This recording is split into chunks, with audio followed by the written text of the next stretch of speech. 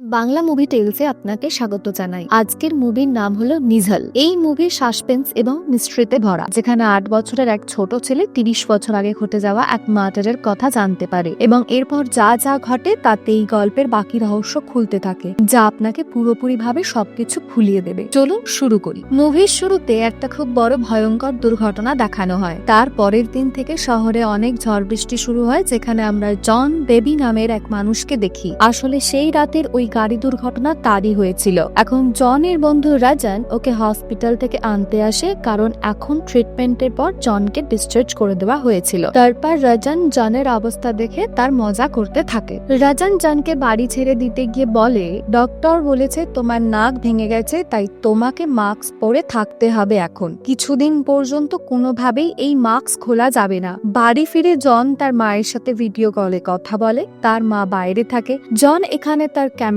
Of করে কথা বলে, যাতে তার মা তার চোটের কথা জানতে না পারে, না হলে মা আননেসেসারি টেনশন করবে। জন আসলে ডিস্ট্রিক্ট ম্যাজিস্ট্রেট জাজ। পরের দিন যখন জন কোর্টে যায়, তখন ওখানকার ঝড় বৃষ্টি শুরু হয়। যখন জন তার কোর্টের মধ্যে ঢোকে, তখন তার চেহারা মাস্কে ঢাকা দেখে সবাই ওকে একটা আলাদাভাবে দেখতে থাকে। জন ডিরেক্ট তার সিনিয়র অজিতের কাছে যায়, যেখানে তাদের মধ্যে অনেক গুরুত্বপূর্ণ কথা হয়। তারপর অজিত জনকে বলে, আমি একটা ইম্পর্টেন্ট কেসের কারণে এক অফিসারের সাথে দেখা করতে যাচ্ছি, তুমিও আমার সাথে চলো। প্রথমে জন যেতে চায় না, কিন্তু অজিত বারবার রিকোয়েস্ট করার পর জন রাজি হয় এবং ওকে সাথে নিয়ে চলে যায়। কারণ জনের প্রথম থেকেই যাওয়ার ইচ্ছা ছিল না। তার একটু সামনে গিয়ে জন ড্রাইভারকে বলে, আমাকে এই মলের সামনে ছেড়ে দিন, জানি না এই বৃষ্টি কখন থাকবে, আমার কাছে ছাতাও নেই। জনের এই কথা শুনে অজিত এবং তার ড্রাইভার ওকে একটা আলাদাভাবে দেখতে থাকে। এবং এখানে আমরা জানি যে আসলে এখানে কোনো বৃষ্টি হচ্ছে না। অ্যাক্সিডেন্টের পর থেকেই জন তার চারিদিকে শুধু বৃষ্টি ইমাজিন করছে, যেখানে আসলে গত কয়েক সপ্তাহ ধরে কেরালাতে কোনো বৃষ্টিই হয়নি। জনের এরকম অবস্থা দেখে অজিত ওকে ডক্টরের সাথে দেখা করতে সাজেস্ট করে এবং হসপিটালের সামনে ছেড়ে দেয়। জন যখন গাড়ি থেকে বের হয়, তখন দেখে যে আসলে এখানে কোনো বৃষ্টি হচ্ছে না। জন শুধুমাত্র বৃষ্টির ফোঁটাই দেখতে পাচ্ছে, কিন্তু একটা বৃষ্টির ফোঁটাও তার উপর পড়ছে না। তারপর জন এক সাইকিয়াট্রিস্টের কাছে দেখা করে। সাইকিয়াট্রিস্ট ওকে বলে, অ্যাক্সিডেন্টের পর থেকে আপনি পোস্ট ট্রমাটিক স্ট্রেস ডিসঅর্ডারের মধ্যে দিয়ে যাচ্ছেন, তাই আপনি বৃষ্টি ইমাজিনেশনের মধ্যে রয়েছেন। আপনি চিন্তা করবেন না, আস্তে আস্তে এটা আপনার থেকে ঠিক হয়ে যাবে, শুধু নিজের খেয়াল রাখবেন। এদিকে রাজান জনকে একটা ড্রাইভার রাখার সাজেশন দেয়, যতক্ষণ না সে পুরোপুরিভাবে ঠিক হচ্ছে। জনও সেই কথা শুনতে রাজি হয়ে যায়। তারপর কিছুক্ষণের মধ্যে রাজানের বউ শালিনী সেখানে আসে, যে আসলে বাচ্চাদের ফিজিওলজিস্ট ছিল। শালিনী আসার সাথে সাথে জনের খবর নেয়। তারপর শালিনী রাজান এবং জনের সাথে একটা কেস নিয়ে কথা বলতে শুরু করে, যে আজ আমার কাছে একটা অন্যরকম কেস এসেছিল। আসলে স্কুলে টিচার বাচ্চাদের একটা গল্প লিখতে বলেছিল, যেখানে সব বাচ্চা তার বয়স অনুযায়ী ছোটবেলার গল্প লিখছিল, কিন্তু সেখানে একটা বাচ্চা যার বয়স মাত্র 8 বছর, সে একটা মার্ডার স্টোরি লেখে। এরকম বয়সে একটা বাচ্চা যখন মার্ডার স্টোরি লেখে এবং সেই গল্প পুরোটাই রিয়েলের মতো মনে হয়, এটা একটা আশ্চর্যজনক ব্যাপার। টিচার আমাকে ডাকে এবং আমি টিচারকে বলি, হয়তো বাচ্চাটা একটা মার্ডারের গল্প টিভিতে দেখেছে। এর পরের দিন রাজান জনের জন্য এক ড্রাইভার পাঠায়, যার নাম ক্যাপ। এদিকে জন তার জীবনটাকে একদমই নর্মালের মতো চালিয়ে দিতে শুরু করে, কিন্তু অনেকদিন কেটে যাওয়া সত্ত্বেও জনের বৃষ্টির ইমাজিনেশন বন্ধ হয় না। এইরকমই একদিন শালিনী জনকে ফোন করে একটা মিটিং এর জন্য ডাকে। তারপর এরা দুজনে একটা ক্যাফেতে দেখা করে। শালিনী এখানে জনকে বলে যে কিছুদিন আগে আমি তোমাকে যে 8 বছরের একটা বাচ্চার গল্প লেখার কথা বলেছিলাম, তার নাম নিতিন, আর আজ সে আবার একটা মার্ডার স্টোরি লিখেছে। তার টিচার আবার আমাকে ডেকেছে এবং তার নোটবুক দেখিয়েছে। নিতিনের স্টোরি মালায়ালামে লেখা। আশ্চর্যের কথা হলো, নিতিন ব্যাঙ্গালোরে বড় হয়েছিল এবং মালায়ালাম তার জানা ছিল না। তবুও নিতিন তার দুটো লেখা গল্পই মালায়ালামে লিখেছে। নিতিনের বাবা এই পৃথিবীতে নেই এবং নিতিনের মায়ের নাম হলো শর্মিলা, যে একটা মোশন গ্রাফিক্স কোম্পানিতে কাজ করে। শর্মিলা এবং নিতিন কিছুদিন আগেই ব্যাঙ্গালোর থেকে ট্রান্সফার হয়ে কেরালা এসেছে, তাই নিতিনের জন্য কেরালা নতুন এবং সে এখানকার কোনো জায়গার নামও জানে না। কিন্তু তাতেও নিতিন তার গল্পতে কেরালার করবত নামের একটা গ্রামের উল্লেখ করেছে। এরপর শালিনী যখন জনকে নিতিনের স্টোরির কিছু লাইন পড়ে শোনায়, জন ওই লাইনগুলো পড়তে শুরু করে, যেখানে লেখা ছিল, একটা লোককে বড় এক পাথরের সাথে বেঁধে করবটের এক পুকুরে ফেলে দেওয়া হয়েছিল। এইসব জানতে পেরে এবং পড়তে পারার পর জন শালিনীকে বলে যে আমি একবার নিতিনের সাথে দেখা করতে চাই। শালিনী এখানে জনকে বলে যে শর্মিলা একটা ওভার প্রোডাক্টিভ মা, সে এমনি কারোর সাথে তার বাচ্চাকে দেখা করতে দেবে না, আগে আমি পারমিশন নেব, আমাদের পারমিশন নিতে হবে, এরকম বলে শালিনী জনকে শর্মিলার কাছে নিয়ে যায়। জন এখানে শর্মিলাকে বলে যে সে একজন জাজ এবং এই মার্ডার স্টোরির বিষয়ে তার ছেলে নিতিনের সাথে কথা বলতে সে চায়, কিন্তু শর্মিলা এটা করতে রাজি হয় না। তারপর জন বলে তাহলে ঠিক আছে, আমি পুলিশের সাহায্য নিয়ে নেব। পুলিশের নাম শুনে শর্মিলা ভয় পেয়ে যায় এবং জনকে পারমিশন দিয়ে দেয়। তারপর শর্মিলা জন এবং শালিনীকে তার অ্যাপার্টমেন্টে নিয়ে যায় এবং ওদের লিফটে যেতে বলে, কিন্তু নিজে সে সিঁড়ি দিয়ে ওপরে ওঠে। এর পিছনের কারণ পরে বোঝা যাবে। শালিনী এখানে মনে করে যে হয়তো শর্মিলা ফিট থাকার জন্য সিঁড়ি ইউজ করে। এখন জন এবং শালিনী শর্মিলার বাড়িতে যায় এবং জন সেখানে নিতিনের সাথে দেখা করে। নিতিন জনকে পছন্দ করতে শুরু করে এবং তার সাথে হাসি মজা করতে থাকে। তারপর কিছুক্ষণ পর শর্মিলা জনকে নিতিনের লেখা একটা গল্প, পুরো মার্ডারের যে স্টোরি একটা দিয়ে দেয় এবং জন সেখান থেকে সেটা নিয়ে চলে আসে। আসল কথা হলো শর্মিলা জানতো যে তার ছেলে নিতিনের কিছু না কিছু প্রবলেম আছে, কিন্তু সে এই কথা লুকিয়ে রাখতো এবং তার ছেলেকে নিয়ে সবসময় পজিটিভ থাকতো। অন্যদিকে জন তার বাড়িতে গিয়ে সেই গল্প পড়া শুরু করে। সেখানে লেখা ছিল যে কার্ভার্ট গ্রামে একটা সবুজ পুকুর আছে এবং সেই পুকুর থেকে চার্চের বেলের শব্দ শোনা যায়। একদিন রাতের মধ্যে কিছুজন লোক একটা জীবিত মানুষকে একটা বড় পাথর দিয়ে বাঁধে এবং সে পুকুরে জীবন্ত ডুবিয়ে মারে। এই কথা ইনভেস্টিগেট করার জন্য পরের দিন জন তার ড্রাইভার ক্যাফকে নিয়ে সাথে নিয়ে কার্ভার্ট গ্রামের দিকে এগিয়ে যায় এবং পুলিশের সাথে দেখা করে এবং পুলিশকে জিজ্ঞাসা করে কার্ভার্ট গ্রামে এরকম কোনো পুকুর আছে যেখানে শাওলা জমে থাকায় সবুজ দেখায় এবং সেখান থেকে চার্চের বেলের আওয়াজ শোনা যায়। পুলিশ জনকে এরকম একটা পুকুরে নিয়ে যায় যেখানে জন দেখে এবং জন তারপর বলে কিছু লোককে ডাকার কথা যারা পুকুরে নেমে খোঁজাখুঁজি করতে পারবে। এইভাবে দুজন লোক পুকুরে নেমে চারিদিক খোঁজাখুঁজি করতে শুরু করে এবং বেশ অনেকক্ষণ খোঁজাখুঁজির পর একটা স্কেলিটন বের হয়ে আসে। এটা দেখে জন এবং পুলিশের মাথা ঘুরে যায়। জন এখানে বুঝতে পারে যে নিতিনের লেখা গল্পগুলো সত্যি। পুলিশ জনকে জিজ্ঞাসা করে, স্যার আপনি কি করে জানলেন যে এই পুকুরে স্কেলিটন আছে বা একজন মারা গিয়েছিল? জন এখানে পুলিশের কাছে মিথ্যে কথা বলে আমি জানি না যে এই পুকুরে স্কেলিটন পাবো। আসল কথা হলো আমার কাছে একটা ফেক কারেন্সি কেস এসেছিল যেখানে শুনলাম যে ফেক কারেন্সি গুলো এই পুকুরে ফেলে রাখা হয়েছে। ফেক কারেন্সিটা খোঁজ দিয়ে আমি এখানে এসেছিলাম। পুলিশরা জনের এই কথা বিশ্বাস করে না, তার বদলে তাকে সন্দেহ করতে শুরু করে।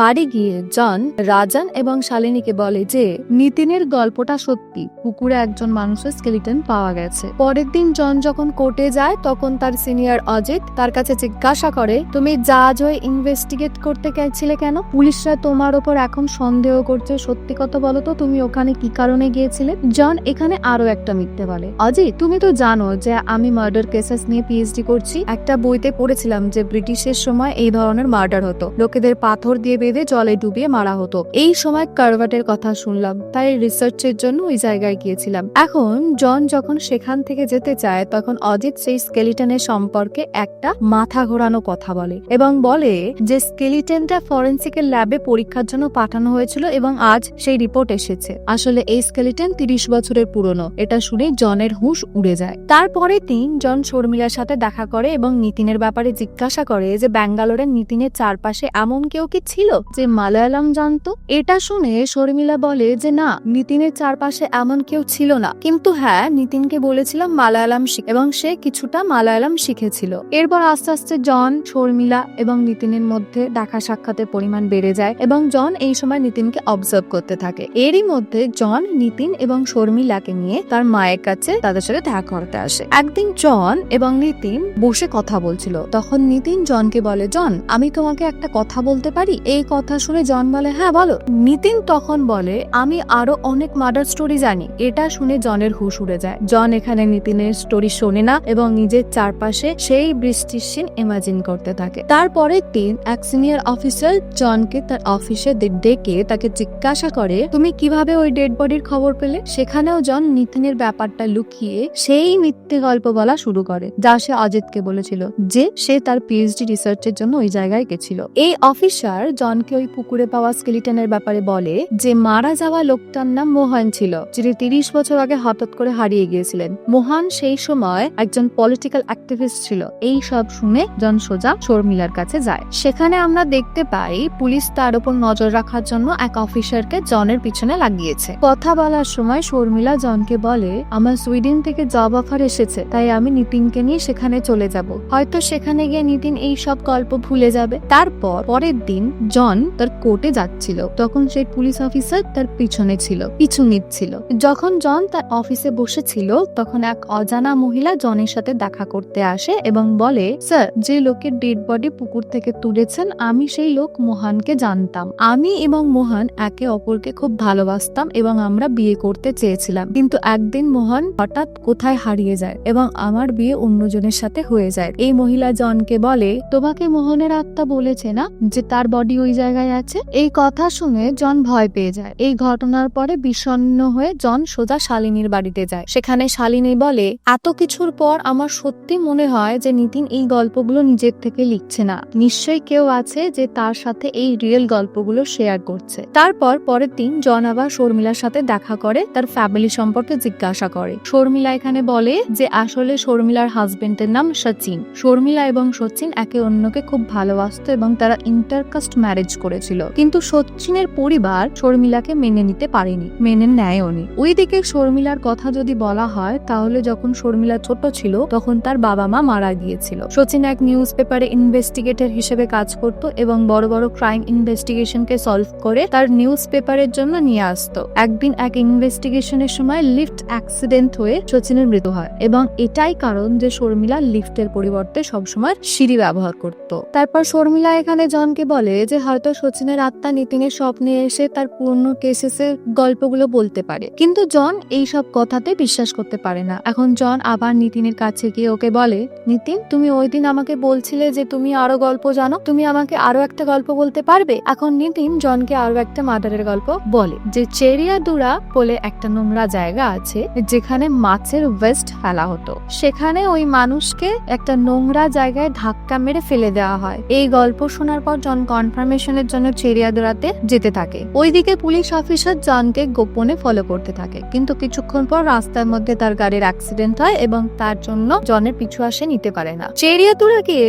জন আনঅফিসিয়ালি সেখানে এক পুলিশের সাথে দেখা করে এবং নিতিনের গল্পতে বলা জায়গা সম্পর্কে জিজ্ঞাসা করে। এখন ওই পুলিশ অফিসারের লোক এক অন্য পুলিশের সাথে জনের সাথে যোগাযোগ করিয়ে দেয় এবং সেখানে নিয়ে গিয়ে বলে, 30 বছর আগে এই জায়গা অত্যন্ত নোংরা ছিল এবং এখানে মাছের ওয়েস্ট ফেলা হতো, কিন্তু আজ এই জায়গা অনেক ডেভেলপ হয়েছে, এখানে বড় বড় অ্যাপার্টমেন্ট তৈরি হয়ে গিয়েছে। ওই জায়গা ইয়োহানান বলে এক মানুষের ছিল, কিন্তু এই নোংরা জায়গা পড়ে গিয়েই তার মৃত্যু হয়। এটা শুনেই জনের মাথা ঘুরে যায়। সে তৎক্ষণাৎ শর্মিলাকে কল করে বলে যে নিতিনের দ্বিতীয় গল্পটাও সত্যি। ওইদিকে পুলিশের অফিসারের সেই সিনিয়র লোক তার কাছে গিয়ে বলে, স্যার, আমায় দিয়ে এই নজর রাখার কাজ হবে না, আপনি আমাকে অন্য কাজ দিন। ওদিকে জন, শর্মিলা, নিতিন এবং তার ড্রাইভার ক্যাব, এই 4 জন ব্যাঙ্গালোর চলে আসে এটা বের করতে যে সচিন ওই দিনগুলোতে এই মার্ডার গল্পগুলো নিয়ে কোনো ইনভেস্টিগেশন করেছিল কিনা। তাই জন সেখানে পৌঁছে সচিনের সব পুরনো ফাইলস এবং ফোল্ডার্স চেক করতে থাকে, কিন্তু সব ফাইল চেক করার পর জন বুঝতে পারে যে সচিনের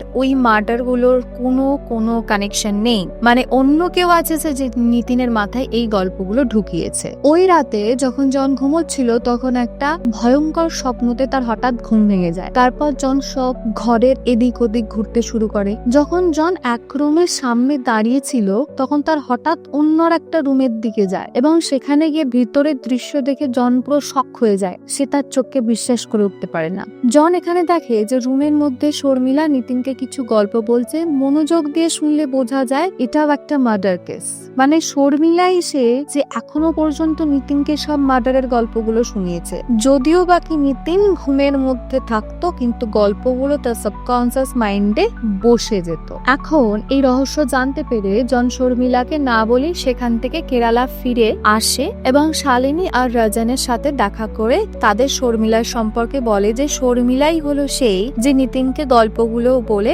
ঘুম পাড়ায় এবং ঘুমের মধ্যে সেই গল্পগুলো বলে। সবচেয়ে অবাক করার কথা হলো যে শর্মিলা নিজেই জানে না যে সে নিতিনকে এই গল্পগুলো বলছে, আর ওইদিকে নিতিনও ঘুমের মধ্যে সেই গল্পগুলো শুনে যাচ্ছে। জন এখন তার সিনিয়র অজিতকে কল করে শর্মিলার ব্যাকগ্রাউন্ড সম্পর্কে সব ডিটেলস খুঁজতে বলে। ওইদিকে শর্মিলাও যখন নিতিনের সাথে ব্যাঙ্গালোর থেকে কেরালা ফিরে আসছিল তখন জন শর্মিলাকে দেখা করে এবং বলে দেয় যে শর্মিলা, তুমিই হলে সেই যে নিতিনকে ঘুমের মধ্যে এই গল্পগুলো বলছো, আর এটা তোমার জানা নেই। শর্মিলা এখানে জনকে বলে, আমি কি করে এইসব গল্প নিতিনকে বলতে পারি, আমি তো এই গল্পগুলো জানিই না। এটা শুনে জন বলে, যেমন তুমি তোমার ছেলেকে এই গল্পগুলো গল্পগুলো বলছো, তেমনি তোমাদের ছোটবেলায় নিশ্চয়ই কেউ তোমাকে এই গল্পগুলো বলতো, কিন্তু তোমার এটা মনে নেই। যদি আমরা এটা বের করতে পারি যে তোমার ছোটবেলায় কে তোমাকে এই গল্পগুলো শুনিয়েছে, তাহলে আমরা মার্ডার্সের পিছনের রহস্যতেও বের করতে পারবো। কিছুদিন পর অজিত জনের সাথে দেখা করে এবং শর্মিলার ব্যাকগ্রাউন্ডে সব ডিটেলস দিয়ে দেয়। সব ডিটেলস পড়ার পর জন শর্মিলাকে কল করে এক জায়গায় ডেকে নেয়, যেখানে বিশ্বনাথন বলে একজন বুড়ো লোক বসেছিল, যার ফটোকপির একটা দোকান আছে। জন এখানে বিশ্বনাথনকে বলে, বিশ্বনাথন তুমি কি এই মেয়েটিকে চিনতে পারছো? এটা হলো শর্মিলা, রাধামানির মেয়ে। এটা শুনেই বিশ্বনাথন সেখানে জ্ঞান হারিয়ে ফেলে। তারপর জন এবং শর্মিলা বিশ্বনাথনকে হসপিটালে নিয়ে যায়, যেখানে ট্রিটমেন্টের পর যখন বিশ্বনাথনের জ্ঞান ফিরে আসে, তখন জন বিশ্বনাথনকে বলে, আমাদের ইনভেস্টিগেশন অনুযায়ী তুমি এবং শর্মিলার মা রাধামানি খুব ভালো বন্ধু ছিলে, আর আমাদের ইনভেস্টিগেশনে 30 বছর আগে তোমার করা সব কাণ্ডর কথাও জানতে পেরেছি। এইভাবে জন নিতিনের বলা মার্ডার স্টোরির সম্পর্কে বিশ্বনাথনের কাছে জিজ্ঞাসা করতে থাকে। এখানে বিশ্বনাথন তার ফ্ল্যাশব্যাকের গল্প সবাইকে বলতে শুরু করে। আজ থেকে 30 বছর আগে যখন আমি যুবক ছিলাম, সেই সময় আমি এবং শর্মিলার মা রাধামানি খুব ক্লোজ হয়ে গিয়েছিলাম, কারণ আমরা দুজনেই একই পলিটিক্যাল পার্টির সাথে যুক্ত ছিলাম। একদিন হঠাৎ রাধামানির হাজবেন্ডের মৃত্যু হয়। তারপর আমি রাধামানিকে বিয়ে করার কথা বলি, কিন্তু সে সমাজের ভয়ে আমার সাথে বিয়ে করেনি। কিন্তু তারপরও আমরা বন্ধুর মতন দেখা সাক্ষাৎ করতাম। ওই সময় আমি একটা পার্টির জন্য অনেক কাজ করেছিলাম, কিন্তু পরে যখন আমার ভুলের কথা বুঝতে শুরু করেছিলাম, তখন রোজ মদ খেয়ে নেশার মধ্যে রাধামানির কাছে যেতাম এবং আমি যা যা অপরাধ করেছিলাম সব রাধামানিকে বলতাম, যার ফলে আমার মন হালকা হতো। তখন শর্মিলা বেশিরভাগ সময় রাধামানির কোলে ঘুমিয়ে থাকতো। হয়তো তখনই শর্মিলা ঘুমের মধ্যে ওইসব মার্ডার্সের গল্পগুলো শুনেছে এবং ওগুলো তার মাথায় বসে গিয়েছে। এইসব শোনার পর জন বিশ্বনাথনকে বলে, বিশ্বনাথন তুমি যা করেছো তার সব ভুল। কাল তোমার ডিসচার্জের পর পুলিশ তোমাকে গ্রেপ্তার করতে আসবে, প্রস্তুত থেকো। ওইদিকে জন এবং বাকিরা চলে যাওয়ার পর শর্মিলা আবার বিশ্বনাথনের কাছে আসে এবং বলে, আপনি এই বয়সে চলে যাবেন? কোথাও না কোথাও আমার মা আপনাকে পছন্দ করতেন, শুধুমাত্র এই কারণে বলছি আপনি এখান থেকে চলে যান। এই বলে শর্মিলা বিশ্বনাথনকে কিছু টাকা দেয় এবং তারপর বাস স্ট্যান্ডে গিয়ে ছেড়ে দেয়। কিন্তু কিছুক্ষণ পরে জন জানতে পারে যে বিশ্বনাথন হসপিটাল থেকে পালিয়ে গিয়েছে। এটা জানতে পেরে রাজন জনকে বলে, আরে ইয়ার, তুমি একটা বুড়ো লোকের পেছনে লাগলে কেন? ছেড়ে দাও তাকে। তখনই সেখানে নিতিন আসে এবং জনকে জিজ্ঞাসা করে, জন হসপিটালে এই বুড়ো আঙ্কেল রাধামানির নাম নিয়েছিল তাই না? আমি আরো একটা গল্প জানি যেখানে রাধামানির মৃত্যু হয়েছিল। এটা বলে নিতিন সবার সামনে রাধামানির মৃত্যুর গল্প বিস্তারিত বলতে শুরু করে। এইদিকে অন্যদিক থেকে বিশ্বনাথন বাস স্ট্যান্ড থেকে দূরে যাবার পরিবর্তে উল্টে শর্মিলার অ্যাপার্টমেন্টে ফিরে আসে এবং বলে, যেমন করে তুমি আমার অপরাধের কথা জানো, তেমন করে তোমার ছেলেও আমার ওই ভুলের কথা জানে। আর একদিন তুমি তোমার ছেলের থেকে জানবে যে তোমার মা রাধামানিকে আমিই মেরেছি। আমার কিন্তু তোমার মাকে পছন্দ ছিল, তাই তাকে মারতে চাইনি, কিন্তু আমার সব অপরাধ জানতে পেরে রাধামানি আমাকে পুলিশের কাছে গিয়ে সারেন্ডার হতে বলেছিল, কিন্তু আমি জেলে যেতাম না। আর আমার ভয় ছিল যে তোমার মা সব জানে এবং সব বলে দেবে, তাই নেশার মধ্যে রাধামানিকে আমি মেরে ফেলেছিলাম। পরে যখন বুঝলাম যে আমার এটা বড় ভুল হয়ে গিয়েছে, তখন তোমার পা ধরে তোমার কাছে আমি ক্ষমা চেয়ে নিয়েছিলাম। আমার মন হালকা হয়ে গিয়েছিল। তখন তুমি একদম ছোট ছিলে, কিন্তু এইসব তুমি এরকম ভাবে মনে রেখেছো, তাই ভালো হবে তুমিও আমার হাতে মরে যাও। এই বলে বিশ্বনাথন শর্মিলার গলা চেপে ধরে এবং তাকে মারতে থাকে। ওইদিকে নিতিনের গল্প শুনে জন বিশ্বনাথনের অপরাধ সম্পর্কে জানতে পারে এবং সেই যে রাধামানিকে মেরেছিল সেটাও বুঝতে পারে। তাই সে তৎক্ষণাৎ শর্মিলার কাছে গিয়ে দেখে বিশ্বনাথন শর্মিলার গলা চেপে ধরে আছে। তারপর সে তক্ষুনি বিশ্বনাথনের হাত ছাড়ানোর চেষ্টা করে, যেখানে এই তিনজন অনেকক্ষণ ধরে একে অপরের সাথে লড়তে থাকে। অনেকক্ষণের লড়াইয়ের পর বিশ্বনাথন হঠাৎই ব্যালকনি থেকে পিছলে নিচে পড়ে যায় এবং সেখানেই মারা যায়। কাহিনী শেষে শর্মিলা এবং নিতিন সুইডেন যাওয়ার জন্য প্রস্তুত হয়। রাস্তাতে যখন তিনজন এয়ারপোর্টে যাচ্ছিল, তখন আমরা জানতে পারি যে এখানে জন সেই মেন্টাল ডিসঅর্ডারে আর নেই, কিন্তু এই ডিসঅর্ডার শর্মিলার হয়ে গিয়েছে এবং এখন সে তার চারিদিকে বৃষ্টিকে ইমাজিন করে। আসল কথা হলো শর্মিলা এখনো মনে করতে পারেনি যে বিশ্বনাথন তার মাকে এমন ভাবে মেরে ফেলতে পারে বা তার সাথে এমন করতে পারে, এবং এই দিকে আমাদের গল্প শেষ হয়ে যায়। যদি আপনার এই এক্সপ্লেনেশন ভালো লেগে থাকে তাহলে প্লিজ লাইক করুন, আর কোনো সমস্যা থাকে অবশ্যই কমেন্টে ফিডব্যাক দিয়ে জানান। Thank you very much.